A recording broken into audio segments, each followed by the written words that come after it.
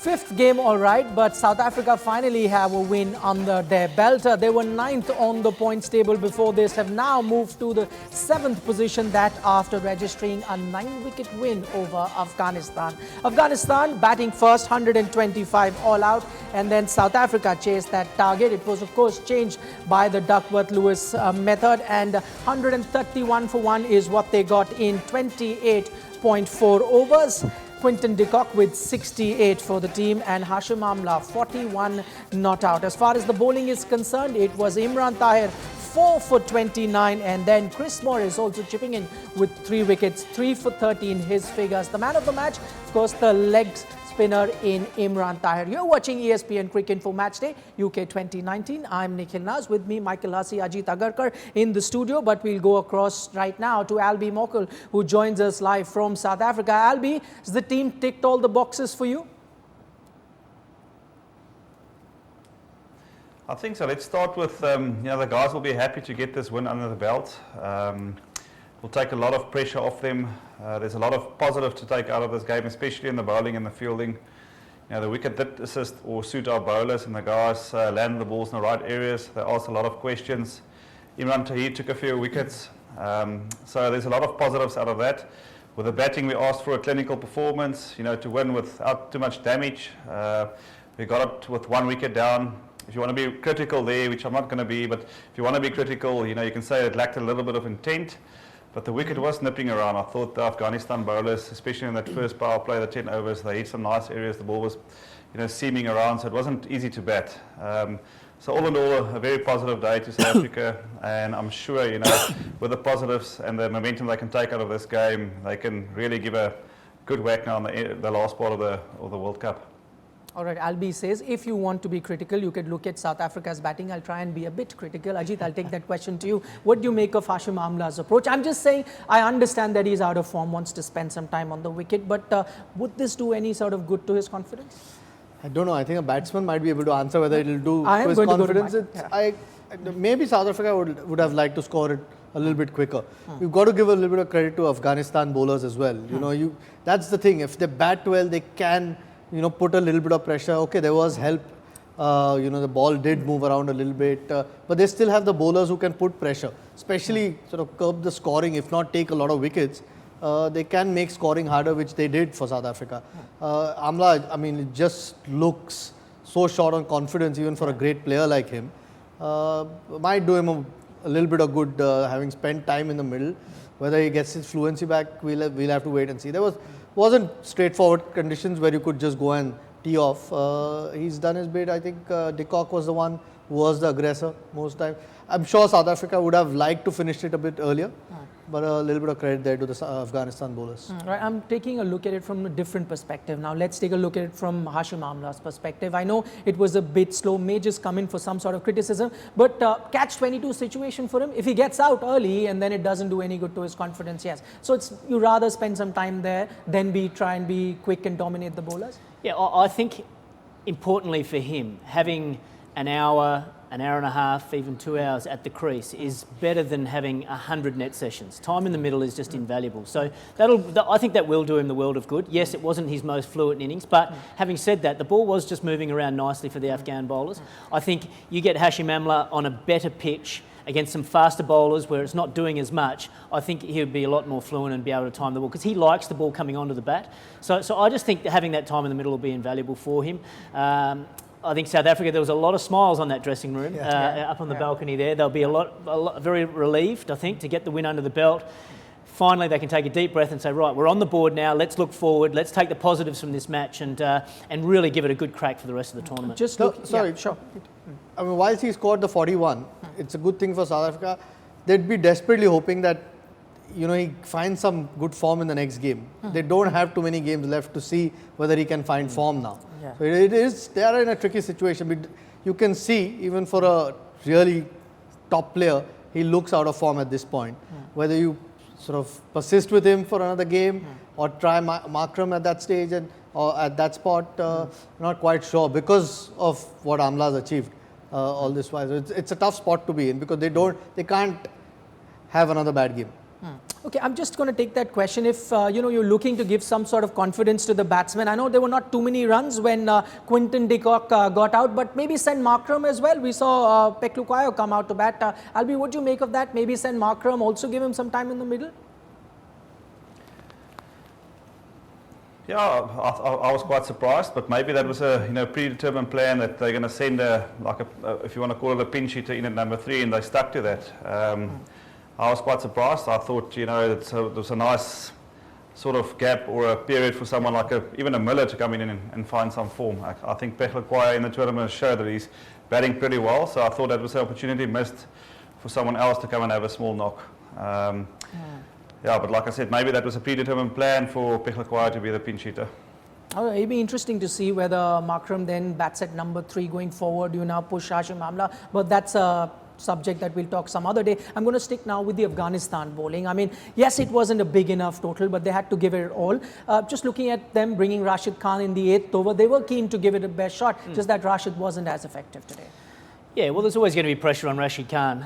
He was always going to attack and look for wickets, and when you're doing that, you sometimes go for a few runs. I thought Afghanistan stuck at their task really well with the ball. They tried hard, their seamers bowled well, their spinners tried everything to try and get some wickets. They just didn't have enough runs on the board, and when you get bowled out so cheaply, you're not going to win too many games, particularly against a good side like South Africa. So they'll be disappointed with their batting side of things, but at least they showed a bit of heart and a bit of spirit in the field. I'm not taking anything away from Rashid, but sometime do we see Rashid Khan through the prism of T20 league cricket? No, I mean, these conditions are not, they don't really help spin bowling. I mean, okay, there was a little bit on offer. He was still difficult to get away. I think he bowled a few loose balls only. That's when South Africa could score off it. It wasn't that easy to take him down either. They need runs. That's when he's at his best. Then he can, create pressure by bowling dot balls, which in turn fetches him wickets. Even in T20 cricket, okay, there are balls which, are unplayable, but a lot of times the batsmen are trying to attack him. That's when he's at his best because he's so difficult to read.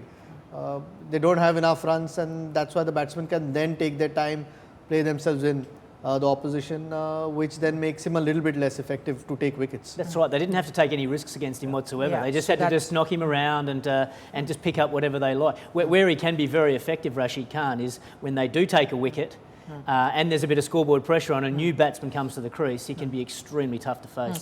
Now I'm just looking at the Afghanistan team, and the problem now, clearly, I mean, you can't blame the bowling, didn't have a big enough target. It lies with their batting. They tried to strengthen the batting today as well, but it's not really working for them. We saw the approach of the openers, which we spoke about. They weren't going for a 300-odd total, but even a more conservative approach isn't really working out for them. Yeah, I think it's the middle order. Today, you can't blame the top order really. I mean, till the rain arrived, when they were 60 odd for 2.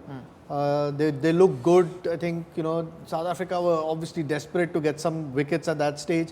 But after that, the middle order, I mean, there was some soft. The first ball going through the gate was a loose shot. Tired bowls are really good googly. Even if you didn't pick it, you don't play that expansive shot. Asghar Afghan after that, top edge trying to he did pick the googly, trying to play on the leg side, played a bit early. Those sorts of mistakes you don't want to make when your batting's already struggling. Again, we said it in the mid-show. They need to desperately find ways to bat 50 overs. They will get more runs than they eventually end up getting if they do manage to bat 50 overs. At the moment, they don't look like it. None of the batters in the middle look like they can survive. I'm just going to talk about Imran Tahir, who spent some time with him at Chennai Super Kings. Proved too good now for the Afghanistan batting lineup. I'm just trying to figure out, I mean, with a team like Afghanistan, you've got good leg spinners in their own ranks. You would have thought if a team could have played leg spinners better, it could have been Afghanistan, but that didn't really happen. But Imran Tahir has been a world-class performer for South Africa and I guess in other leagues around the world for a long period of time. It's not just Afghanistan. He's done well against all the other teams. So I think what really worked for him today was he started so well. Getting a wicket so early in your spell just really picks him up and he gets the adrenaline pumping. Is he a confident sort of a bowler? Very, very much so. Okay. Yeah, if he gets off to that good start, he's very, very difficult to stop. He even said afterwards, he tried all these different variations and was looking to take wickets, and he did a great job for South Africa today. So Afghanistan batting clearly didn't function. I'm just trying to think of how the meeting would have gone. we're not getting runs, and what did they do? Okay, let's drop our top scorer, Najibullah Zadran, who scored the maximum run. Let's drop him. Maybe that's something that really works. Yeah, strange one. I think they didn't know who else to drop. I think it came down to that. They wanted to play Asghar Afghan because of the experience and because he's done it before. Yeah. Unfortunately, they were not quite sure whether to drop Rahmat or Hasmatullah, who looked decent in the previous couple of games. So it was a tough call. I don't think they have too much on the bench, unfortunately. That's the thing. This is the squad that they have. These are the guys who have to stand up and do something in the next few games, because it's started to look really bleak for them. I mean, it's just how easy that they're getting beaten. Yeah. The heart that they showed on the field or in their bowling needs to get transformed into when they're batting. A quick word, Albi, on Chris Morris as well. He made a backdoor entry to this World Cup, wasn't part of the original squad. Picked up 3 wickets today. We know he can be very dangerous with the bat, but him now picking wickets should augur well for the team going forward. Yeah, as you know, I'm a big Chris Morris fan. I wanted him while he's in my squad from the start. He didn't make the initial squad, but he's backed up a good performance against India in a losing cause with another good performance today. And he's a type of guy, if he gets going, he's a cricketer that thrives on confidence. So out of the last 2 games, he'll take a lot of confidence into the next few games, and he's going to be a match winner for South Africa. He's very dangerous with a bat, especially lower down. He's a good finisher. He hits a massive ball, and with his bowling, there's not many guys that can bowl at 140 with a new ball and to be a death option. He's that complete cricketer for South Africa. So it's good to have him on board. Good to have him playing well, and like I said, I foresee he's going to play a big role going forward. When you've lost someone like a Dale Steyn, that seemed like a problem for South Africa. How do they fix that? Now with Chris Morris coming into form, maybe you'll have Ngidi. We saw some glimpses of him warming up, maybe fit for another game. South Africa now suddenly seem like a different side with Morris in form, Ngidi coming back. Yeah, I don't think their bowlings look that bad in this competition anyway. I mean, is their batting which is not fired like they would like to. Some of their, apart from Faf, really, you have to look around that batting lineup. Not many have been. Many have looked good or carried on. So, with Quinton de Kock getting some runs today and Amla spending some time in the middle, hopefully that helps them going forward, because at the end of the day, your batting has to fire. I think they have enough in their bowling. Even decent balance with Imran Tahir there as well. Ngidi hopefully plays the next game, so gives you another sort of strike bowling option. I don't think their bowling is such a big issue. I think their batting needs to start doing better.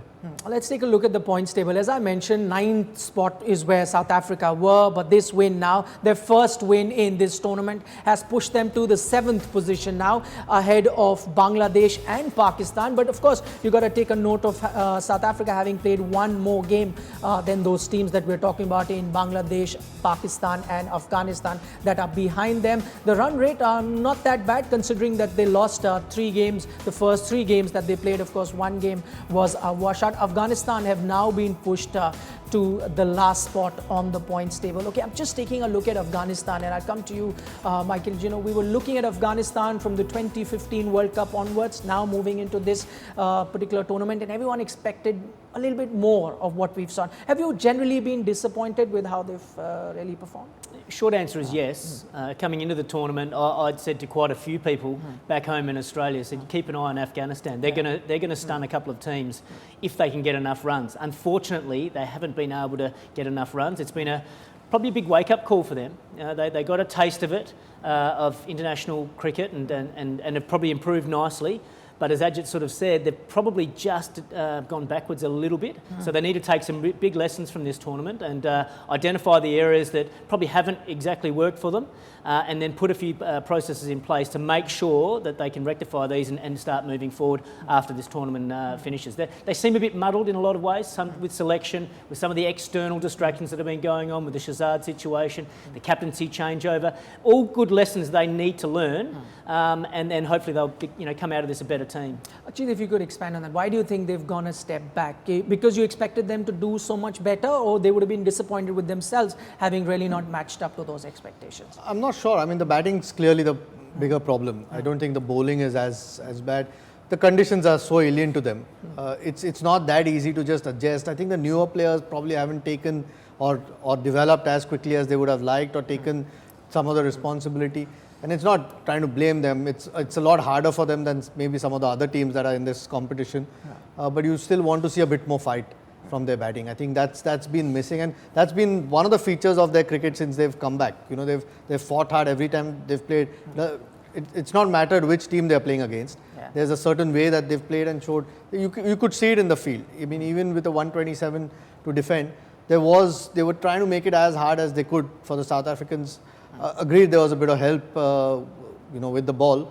But they still fought hard to try to make it difficult for South Africans. It's not unfortunately happening with their batting, which they desperately need to find ways to do it as hard as it is in these conditions. And there's still time for them. You know, there's still time in this tournament, okay? Yes, they're on the bottom. They're probably not going to make the semi-finals from here, but they still can look positively ahead and, and try and think, okay, let's get something out of this tournament. Let's fight a bit harder with the bat. Let's back ourselves to about 50 overs in at least one or two of the games. So, and then hopefully they can take some positives out of this tournament. Okay, talking about positive and talking about having some time, I'll quote a very happy coincidence for the South African team. 1992 World Cup.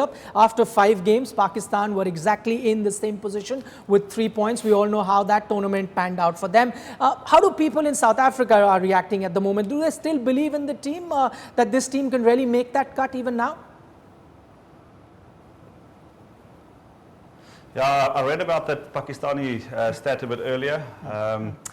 You're always looking for something like that to grab hold of, and so that there's hope in the tournament. I think the last week has been tough on the Protea side. I'm talking specifically from a public point of view in South Africa. Most people have sort of written them off, but we know they're a quality side. I'm sure this game is a good kickstart for them. If they can reset tomorrow, have a good training session, the guys will feel a lot more positive. If they can get through the next game, I'm sure that some of the other teams will also look over their shoulders to the South African team. They've played some good one-day cricket in the last year and a half, and they're certainly a team. I know before the tournament, quite a few guys said they won't be in the top 4. I always believed they would be. It's a tough road in, but I'm sure they won't go down without a big fight.